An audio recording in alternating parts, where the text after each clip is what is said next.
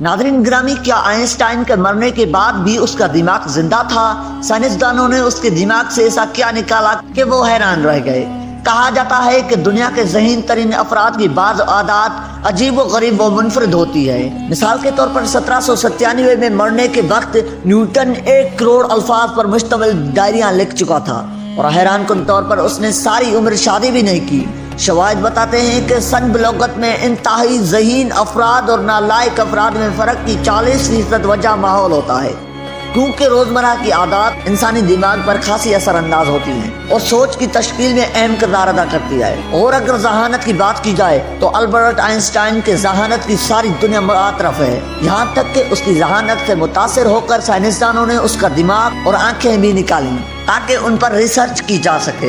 नाज़रीन, आज की वीडियो में हम यही जानेंगे कि अल्बर्ट आइंस्टाइन की आंखें और दिमाग कहाँ है और इसकी वो कौन सी अजीब व गरीब आदत थी जिन्हें आज मजाक समझा जाता है। दोस्तों, सबसे पहले आपको बताते चलें कि अपने मौत से पहले आइंस्टाइन की वाज़ेह हिदायत थी कि उसके दिमाग और जिस्म को रिसर्च के लिए इस्तेमाल न किया जाए, ताकि वो अपनी आखिरी तदफीन तो चाहता था मगर वो ये नहीं चाहता था कि लोग उसको पूजने लगे।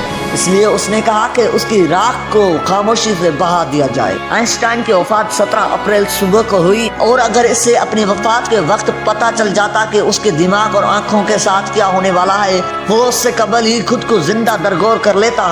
उसके वफात के बाद डॉक्टर थॉमस हार्वे नामी पैथोलॉजिस्ट, जो कि उस रात अस्पताल में ड्यूटी पर था, उसने अजीम साइंसदान का दिमाग चुरा लिया। डॉक्टर हार्वे का कहना था कि वो जानता था कि उन्हें ऑटोप्सी की इजाजत थी और उसका ख्याल था कि दिमाग को बाद में रिसर्च के लिए इस्तेमाल किया जाएगा। लेकिन बाद में जब रिपोर्ट्स ने मामले की तहकीक की तो उन्हें पता चला कि डॉक्टर हार्वे को ऑटोप्सी करने और आइंस्टाइन का दिमाग निकालने की इजाजत किसी ने नहीं दी। कुछ दिनों बाद ये राज फाश हुआ तो हार्वे ने आइंस्टाइन के बेटे होन्स अल्बर्ट से इल्तिजा की कि दिमाग पर की जाने वाली स्टडी मुकम्मल तौर पर साइंस की खिदमत के लिए होगी। लेकिन ऐसा न हुआ और डॉक्टर हार्वे ने दुनिया का अजीम दिमाग चुराने पर ही बस नहीं किया, बल्कि उसके साथ साथ उसने साइंसदान की आंखें तक चुरा ली, जो उसने बाद में आइंस्टाइन के डॉक्टर हेनरी एब्राम्स को दे दी। और ये आंखें ताहाल न्यूयॉर्क शहर में एक महफूज डब्बे में पड़ी हैं और कहा जाता है कि नीलामी करने के लिए उन्हें जहर आलूदा किया जाता है। डॉक्टर एब्राम्स का कहना है कि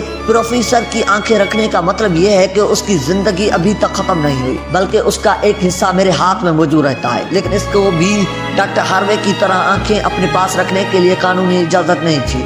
दोस्तों, सवाल ये पैदा होता है कि डॉक्टर हार्वे ने आइंस्टाइन की आंखें और उसका दिमाग क्यों चुराया?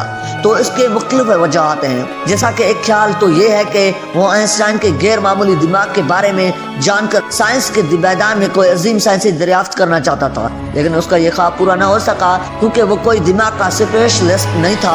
एक ख्याल ये भी किया जाता है कि डॉक्टर हार्वे ने आइंस्टाइन के पर्सनल डॉक्टर हैरी ज़िमरमैन के कहने पर दिमाग चोरी किया, लेकिन वो दिमाग अपने घर ले गया और उसके 240 टुकड़े करके माहौल में महफूज करके तहखाने में छुपा दिए। बारन पर्ली अपनी किताब post card from the brain music में लिखता है कि जब हार्वी की बीवी ने उसका दिमाग गिराकर जाया कर देने की धमकी दी तो वो उसको लेकर मगरिब की तरफ चला गया, जहाँ कौंस में उसने एक बायोलॉजिकल लैब में मेडिकल सुपरवाइज की नौकरी कर ली थी। उसने दिमाग को वहाँ बेयर कूलर के नीचे एक डब्बे में छुपा कर रख दिया और फिर वहाँ से वो मसूरी चला गया और अपने फारिग वक्त में दिमाग की स्टडी करता रहा। वहाँ एक 3 रोज इम्तिहान में नाकाम होने के बाद 1988 में उसका मेडिकल लाइसेंस जब्त कर लिया गया, लिहाजा वो दोबारा कौन से लौट आया और प्लास्टिक की एक फैक्ट्री में मुलाजमत शुरू कर दी, जहां वो अपने दोस्त विलियम ब्रोस को दिमाग के बारे में कहानियां बनाकर सुनाया करता था कि वो दिमाग के हिस्से करके दुनिया भर में रिसर्चर्स को भेजता है।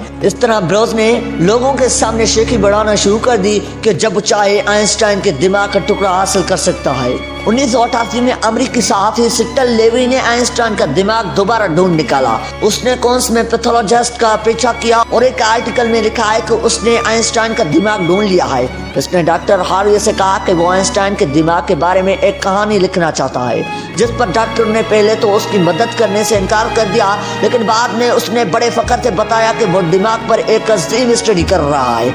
लेकिन ये एक झूठ था, क्योंकि 25 साल बाद भी ऐसी कोई चीज मंजर आम पर नहीं आई थी। जब सहाफी ने हार्वे को दिमाग की कुछ तस्वीरें दिखाने को कहा तो उसने कमरे के कोने में मौजूद हेयर कूलर के नीचे रखे लकड़ी کے ڈبے کو نکالا جس میں دنیا کا ذہین ترین دماغ تھا۔ 2005 میں آئنسٹائن کی 50ویں برسی کے موقع پر 92 سالہ ہاروے نے ایک انٹرویو کے دوران دماغ کے بارے میں تفصیل بتائی، اور پھر ہاروے 5 اپریل 2007 کو میڈیکل یونیورسٹی سینٹر پریسٹل میں وفات پا گیا۔ 2010 میں ہاروے کے وسیع نے اس کے تمام چیزیں جن میں آئنسٹائن کا دماغ بھی شامل تھا واشنگٹن کے نزدیک میری لینڈ میں national museum of health and medicine کو دے دیا، جس میں مکمل دماغ کی لی گئی 14 تصویریں بھی تھی، جبکہ اس وقت دنیا میں صرف 2 جگہ موجود ہیں جہاں آئنسٹائن کے دماغ کے ٹکڑے دیکھے جا سکتے تھے، جن میں سے ایک مٹر میوزیم ہے جہاں گیلری میں شیشے کے سلائیڈز میں دماغ کے ٹکڑوں کو رکھا گیا ہے۔ البرٹ آئنسٹائن کو یہ شک تھا کہ اس کی مرضی کے بغیر اس کے دماغ کا مشاہدہ کیا جائے گا، اور اس کو یہ بھی پتا تھا کہ سائنسدانوں کو کچھ ایسا نہیں ملے گا جو دنیا میں ان کے کسی کام آ سکے، اور وہ کبھی اس کے غیر معمولی ذہانت کے بارے میں نہیں جان سکیں گے۔